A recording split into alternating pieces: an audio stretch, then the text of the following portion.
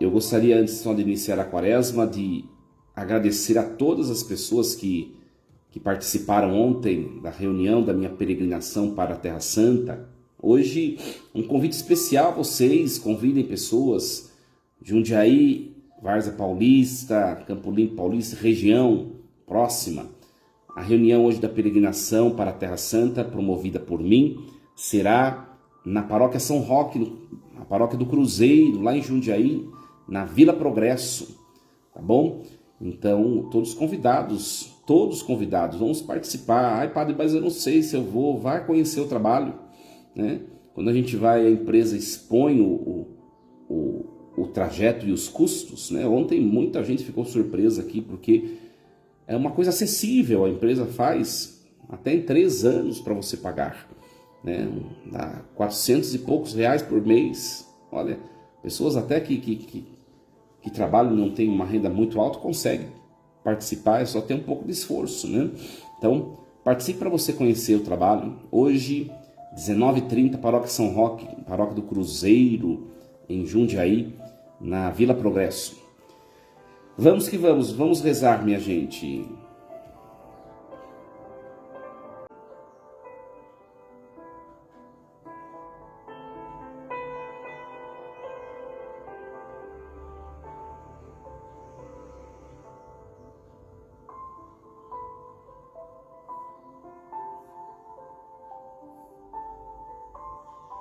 (5 de setembro de 2023), terça-feira da 22ª semana do Tempo Comum.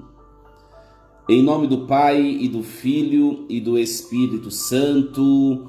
Amém. Meus queridos filhos e filhas, muito bom dia.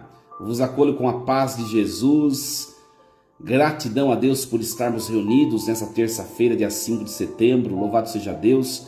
Já rezamos a quaresma em honra a São Miguel. E agora nós vamos meditar a palavra do Senhor.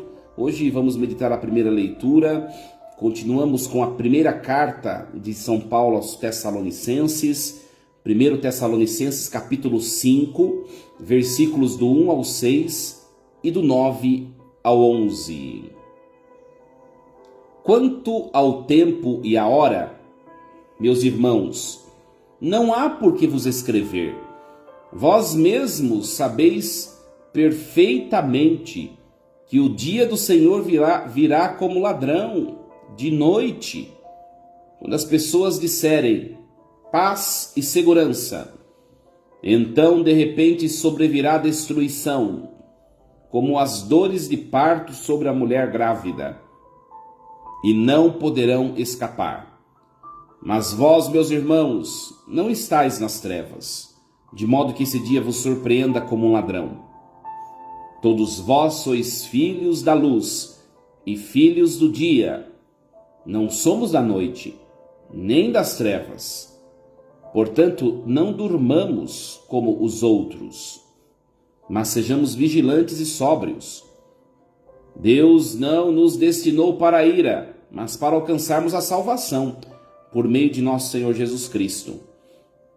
Ele morreu por nós, para que, quer vigiando nesta vida, quer adormecidos na morte, alcancemos a vida junto dele. Por isso, exortai-vos e edificai-vos uns aos outros, como já costumais fazer. Palavra do Senhor. Graças a Deus. Meus queridos filhos e filhas, só retomando um pouquinho a temática de ontem. Ontem nós refletíamos sobre a morte. Quem acompanhou, quem não acompanhou, pode buscar nos vídeos, nas minhas redes sociais, né? Ontem nós refletíamos sobre o luto. O luto é necessário. E o padre esqueceu de dizer uma coisa, né?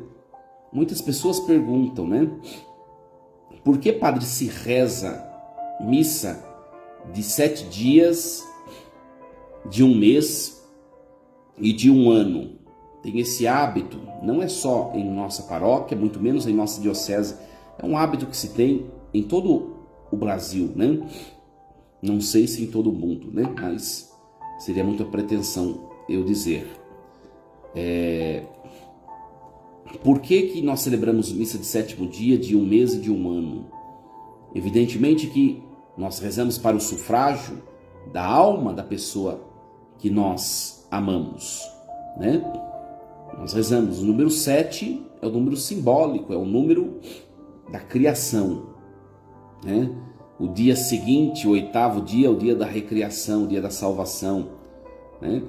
Então o número 7 é o número de perfeição, que essa pessoa esteja perfeitamente junto de Deus, que suas penas temporais possam ser todas pagas pela oração, pela oração do sacrifício da missa, e a pessoa possa plenamente estar junto com Deus. Esse é o significado do número 7, que é um número de plenitude, que você, fulano, cicrano, você, ente querido, seu Zé, Dona Maria, seu João, não sei, você que faleceu, seja plenamente de Deus nos céus, né? Número 7, número de plenitude. Mas, muito além do significado que tem para o defunto, essas 3 ocasiões de celebração de missa, ela é para nós. Por quê? Para que Deus nos conforte, no nosso luto. Lembra que eu falei do luto ontem? O luto chamado imediato é o luto de 7 dias. São os piores dias que a pessoa que perdeu alguém tão amado vive. Uma saudade muito forte, um sentimento de tristeza, de pesar, de lamento. 7 dias muito difíceis. E a igreja reza no 7º dia para que esse luto seja aplacado, seja transformado numa saudade salutar. Olha que bonito o significado para nós que ficamos do 7º dia. Isso vale para um mês. Por quê?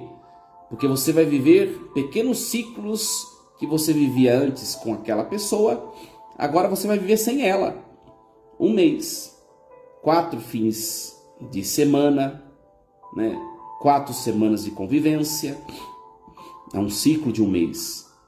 Ao final de um mês, a igreja reza mais uma vez pela alma dessa pessoa, para que nós nos desvinculemos deste luto secundário, digamos assim, e o relacionamento com essa pessoa seja o relacionamento de uma saudade salutar. E depois a igreja reza um ano depois. Por quê? Porque nós vamos viver ao longo de um ano pequenos lutos, né? Por que isso, padre? Ao longo de um ano viver luto? Sim. Você vai chegar no Natal, você vai sentir saudade da pessoa, você vai chegar no aniversário da pessoa, ela não vai estar, você vai chegar na Páscoa, no almoço do dia de Páscoa e ela não vai estar. Então são pequenos lutos que vão se concluir ao final de um ano, porque você já viveu um ano sem aquela pessoa e você ressignificou as suas vivências sem ela. Hoje nós vamos mudar a temática. Nós estamos acompanhando o texto da carta aos Tessalonicenses, que são várias temáticas que São Paulo aborda. E hoje é a temática do juízo. O juízo. Eu não tenho certeza se essa temática vai se estender ao longo de outros dias, mas Paulo, ele começa a exortar as pessoas. Quanto ao tempo e à hora, meus irmãos, não há por que vos escrever. Vós mesmos sabeis perfeitamente que o dia do Senhor virá como um ladrão, de noite. Meus queridos, essa expressão, o dia do Senhor, ela é muito recorrente no Antigo Testamento. Né? No Antigo Testamento chamava de dias ire, né? O dia da ira, né? O dia do Senhor, dias domini, né? No Antigo Testamento se chamava. Tem 2 significados para nós essa expressão. O que é o dia do Senhor? É o dia da vinda do Senhor. Ele vem. Isso é certo. Por isso que nós chamamos o domingo de dia do Senhor. Por quê? Porque ele vem. De que jeito? Pelo sacramento da igreja, pela Santíssima Eucaristia. Por isso que é dia da missa. Ele veio. Quando a gente falta da missa de domingo, não pode, minha gente, faltar da missa de domingo ou de sábado à noite, evidente. Não pode perder missa de fim de semana. Quando a gente perde, ele veio, mas nós não o encontramos sacramentalmente. Perdemos a oportunidade, né? De tantas vindas sacramentais, quantas missas já participamos? Quantos fins de semana já vivemos na nossa existência? O dia do Senhor. Haverá um outro dia do Senhor, que é o dia da nossa morte. E aí ele virá não de maneira sacramental. Ele virá cessando, pondo fim ao nosso tempo e ao espaço. O tempo e o espaço cessarão um e outro, né? E aí Jesus aparecerá. Quando a gente morre, imediatamente nós temos a nossa alma, o corpo é sepultado na terra e vai aguardar um terceiro dia do Senhor, né? O corpo. Mas a alma, na hora da morte, imediatamente ela tem um encontro com Jesus e acontece o chamado juízo particular. Quando você, no ato da sua morte, você se encontra com Jesus Cristo, que veio para você como juiz e ele te julga. É a doutrina da igreja isso. Mas Deus, na pessoa de seu Filho Jesus Cristo, nos julga, Padre. Sim, ele virá como juiz. Mas ele vai nos julgar de acordo com as nossas escolhas. Ele não tem nada a ver com isso, né? As pessoas às vezes falam, Deus não julga ninguém, esse negócio não existe. Por quê? Porque as pessoas elas não querem, elas querem fugir da responsabilidade que elas têm com a vida delas. Você pode até se enganar, mas essa é a verdade. E ela não vai mudar. A hora que você morrer, Jesus vai aparecer como juiz. Então é melhor a gente saber o que vai acontecer e parar de ficar ilustrando ou desenhando ou usando outros termos. É melhor a gente saber o que vai acontecer de fato, de maneira objetiva, e a gente se preparar para isso. Não adianta ficar desenhando coisas. Não, ele virá como juiz. E aí nós vamos ter o destino eterno. Existem só dois caminhos a partir da morte. Ou é o caminho da salvação ou é o caminho da condenação. A condenação nós chamamos de inferno. A salvação nós chamamos de céu. Claro que, mesmo que no caminho do céu já está garantido o céu, mas se eu tiver penas para purificar, é o que chamamos de purgatório, mas é o caminho do céu. Quem está no purgatório está com a salvação já garantida. Então, na hora da morte, que é o segundo dia do Senhor, lembra que eu acabei de dizer o que é o primeiro? O primeiro são os domingos, nos quais nós nos encontramos com Deus. O segundo dia do Senhor é o dia da morte. Para esse dia, nós precisamos nos preparar. Porque a decisão tomada no ato da morte é a decisão eterna, não tem volta. Por isso que o padre sempre fala, né? Nós precisamos nos manter em estado de graça. Não é fácil, porque a gente não sabe o dia que vai morrer. Se você está doente gravemente, com uma enfermidade grave, né? Busque estar em paz com todos. Busque perdoar as coisas que você, ao longo de tantos anos de vida, você veio trazendo junto com você, ruminando ressentimento, falta de perdão. Se você está percebendo que os seus dias estão chegando ao fim, largue para trás e se prepare para esse dia. Você não vai levar nada desse mundo. Esse dia vai vir como um ladrão. Por isso que a gente tem que viver em paz. E não é só quem está doente também não, viu, minha gente? Não é só quem está doente, não. Todos nós, porque a gente pode ter uma morte súbita. Por isso a gente precisa se preparar na amizade com Deus, na vida de oração, levar a religião, levar a vida eucarística a sério, parar de levar a vida espiritual de qualquer jeito. Sabe, às vezes não me conformo porque tem pessoas que levam mais a sério sua vida profissional, a busca do dinheiro, sua vida social, do que a vida eclesial, do que a vida de igreja. Só que se você morrer hoje ou adoecer gravemente, só vai te sobrar Deus, meu filho. Imagine sobrar somente uma coisa que eu não tenho. Então comece a arregaçar as mangas e buscar o que é mais essencial na sua vida. Para de ser uma criança, um adolescente. E tem gente que já está com longos anos de vida e ainda não voltou para Deus. Se prepare para a morte. Né? Não é só nessa paróquia, mas na outra paróquia também. Recebia muitas mensagens, às vezes algumas crítica. O senhor fala muito de morte, muito de inferno, muito não sei o quê. Minha gente, é uma realidade que a gente precisa aprender a lidar. Desmistificar a questão da morte. Uma coisa que a gente vai ter que enfrentar. Morreu, acontece o juízo. Eu preciso estar preparado. Por isso, mais uma vez, perdoe se você tem alguém a perdoar. Tem a oportunidade de chamar a pessoa e se reconciliar. Faça. Não fique levando. Você não sabe até onde você vai viver, nem a pessoa. Né? Ontem eu falei isso e vocês pensem bem. A gente vê quem de fato vive a fé em velório. Quando em velório há um escândalo enorme, eu quero ir junto com o defunto, não sei o que, é remorso. É remorso, é consciência pesada, porque não valorizou a pessoa enquanto ela estava viva. Você pode ter certeza, alguma coisa de errado tem.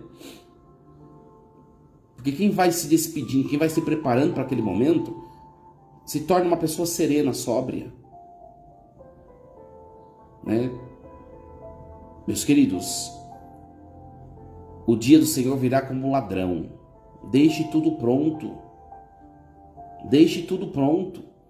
Tem gente que centraliza as coisas tudo em si próprio, em si própria.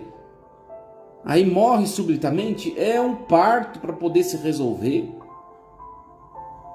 Já deixe seu testamento lá, que você não é eterno não, né? Já deixa a mala pronta. Ai, padre, que horror. Você vai sair para trabalhar, deixa a mala pronta. Deixa a roupa que você deseja ser sepultado. Ai, que horror, padre. Você não sabe se você vai voltar. Claro que eu tô falando de maneira brincando, né? Nesse caso, estou brincando. Mas tudo na vida deve ser assim. Tudo na vida deve ser assim. E aí o texto de hoje, ele continua. Quando as pessoas disserem paz e segurança, é então de repente que virá a destruição, como as dores de parto sobre a mulher grávida. E não poderão escapar. Existe, um terceiro dia do Senhor, que é o dia do juízo final, ou nós chamamos na teologia de parousia, a vinda de Jesus glorificado, glorioso.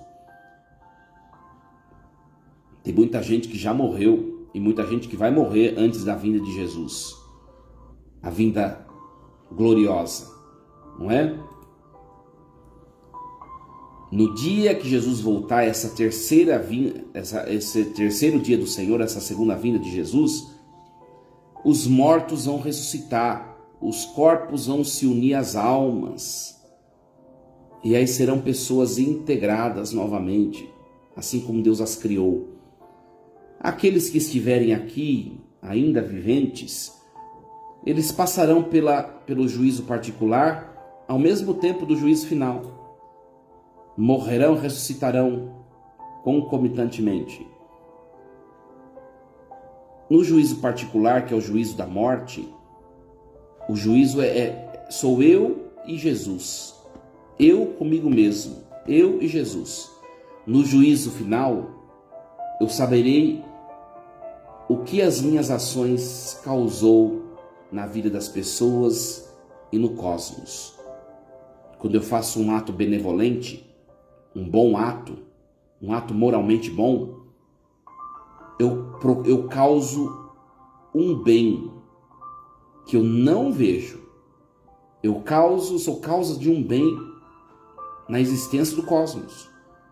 Quando eu cometo pecado grave, eu provoco um malefício, uma dor no cosmos e na vida das pessoas, mesmo que eu não veja. Por quê? Porque a prática do pecado, na aparência, ela é benevolente, ela é boa. Mas o mal provocado, que eu saberei no juízo final, é o mal, vamos chamá-lo de existencial. Eu vou saber tudo o que eu fiz. O que as minhas ações boas edificou e chegou a edificar até onde eu não imaginava. Como também o que as minhas ações más causou na criação. É uma coisa séria o juízo final. Por isso que tudo que a gente vai fazer, a gente tem que pensar, né? Que bem ou que mal eu estou provocando. Nós temos que pensar, nós temos que refletir, meus queridos. Temos que refletir. Muito bem. Esse é o terceiro dia do Senhor, o dia do juízo final. Nesse dia será colocado fim à existência do cosmos. A criação que está submetida à decadência, né? A criação que está caducando por causa do pecado, ela chegará ao seu fim e será renovada, transfigurada. A criação será elevada aos céus. Olha que bonito. E aí não haverá mais envelhecimento. Ninguém caducará. As coisas não vão caducar, não vão envelhecer, não vão mais apodrecer. Não haverá mais sofrimento. Tudo será transportado para novos céus e novas terras. Olha que bonito. Meus queridos, nós não sabemos que dia o Senhor virá, seja na morte ou seja no juízo final. Uma coisa é certa, o Senhor virá. Ele veio uma vez na fragilidade, lá quando ele nasceu, um ser humano tão pequeno, tão frágil, mas ele virá essa segunda vez de maneira gloriosa. A glória imensa de Cristo será visível a toda a criação. E não há quem vai escapar dos juízos de Deus. Pode acreditar, pode não acreditar. Pode ser católico, pode ser pagão. Pode enxergar essa questão do juízo de um jeito errado, como protestante, ou pode ser católico e enxergar da maneira correta. Independentemente da situação, do crer ou no crer, do saber ou no saber, todos seremos submetidos ao juízo.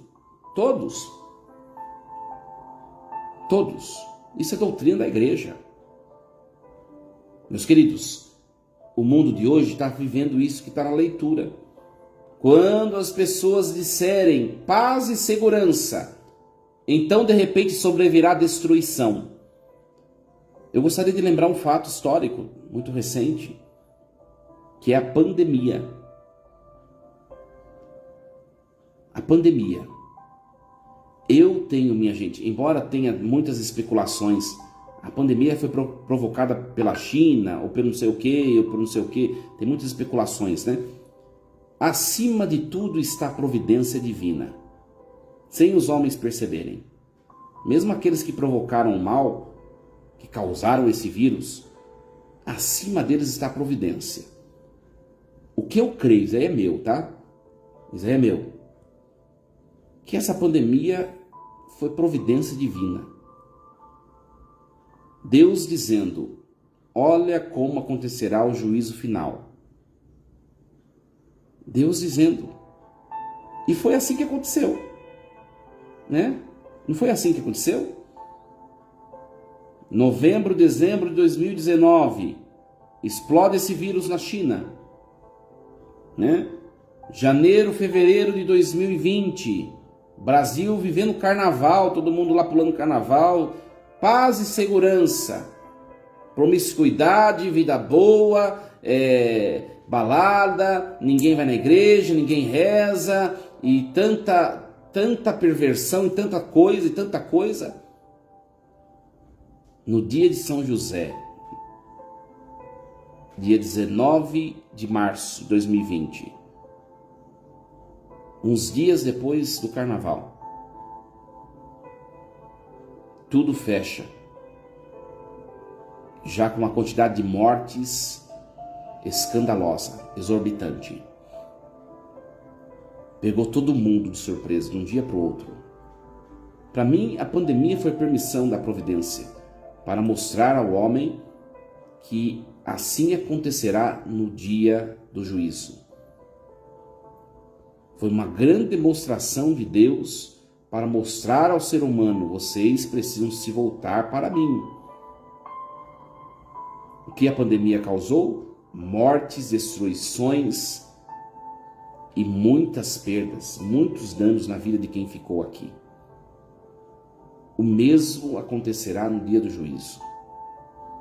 Cuidado com esse paz e segurança. E o mundo, você pode olhar o mundo de hoje, né? O mundo de hoje está do mesmo jeito. Parece que nem teve pandemia. Quando a gente vai olhar o que nós colhemos de bom da pandemia, as pessoas vão elencar um monte de coisa, né? A ciência, os benefícios da tecnologia. Na pandemia todo mundo aprendeu a mexer com mídia social, nós mudamos, a tecnologia avançou, vão elencando um monte de coisa.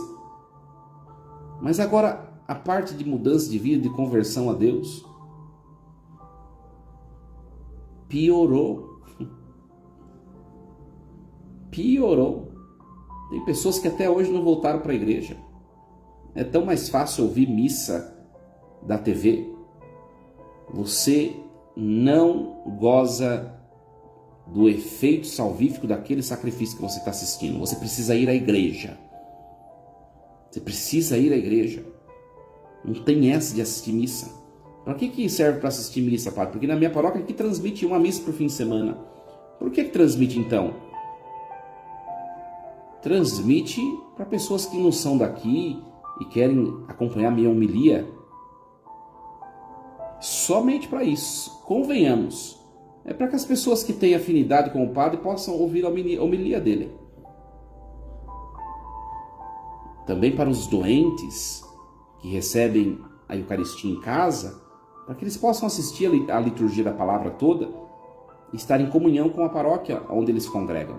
Só isso. Só isso. Meus queridos, a pandemia foi exatamente o retrato do que vai acontecer no dia do juízo. E o mundo voltou a ser como era antes ou a ficar pior do que era antes da pandemia. Mas, de qualquer maneira, Deus permitiu e Deus chamou.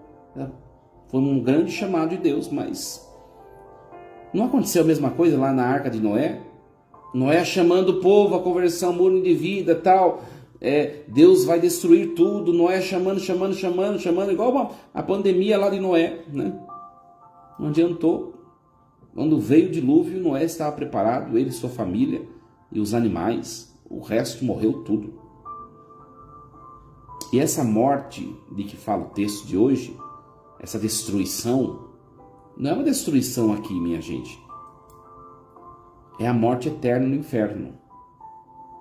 Quando disserem paz e segurança, então de repente virá a destruição eterna para aqueles que não se prepararam. E não poderão escapar.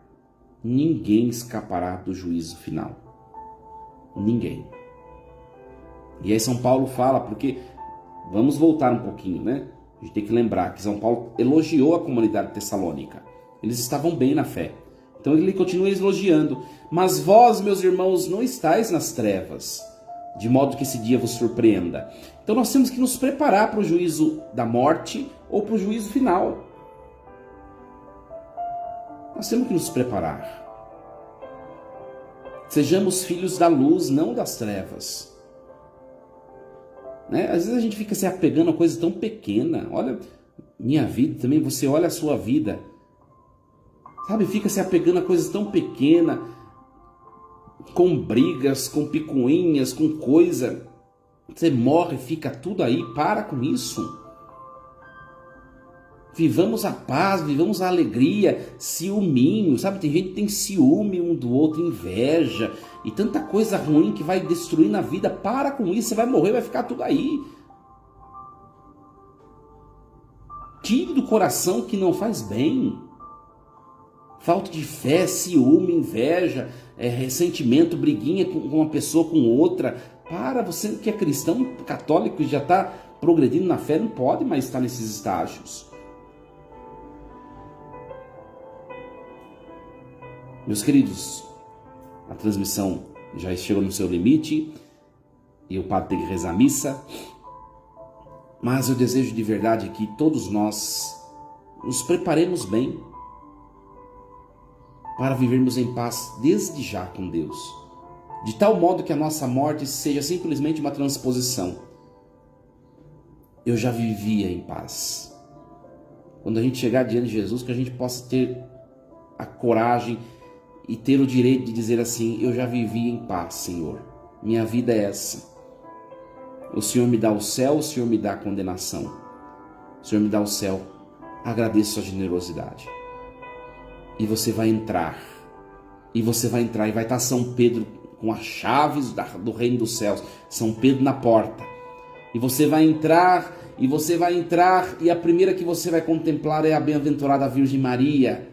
De todos os seres humanos lá, o maior, o mais brilhante, o mais glorioso. E ela vai te abraçar e vai te dizer assim: passou tudo. Ficou para trás a grande tribulação. Venha para o reino de Jesus Cristo, meu filho. E ela vai te levar até Jesus, que estará sentado no seu trono. Isso nos espera. Desejemos isso, desejemos o céu. Mas esse desejo do céu deve convergir as situações da nossa vida para o céu desde já. Força e coragem. Desejo uma terça-feira abençoada a todos vocês, meus queridos. Que Deus os abençoe e os proteja sempre. O Senhor esteja convosco. Ele está no meio de nós. Abençoe-vos, Deus Todo-Poderoso, Pai e Filho e Espírito Santo.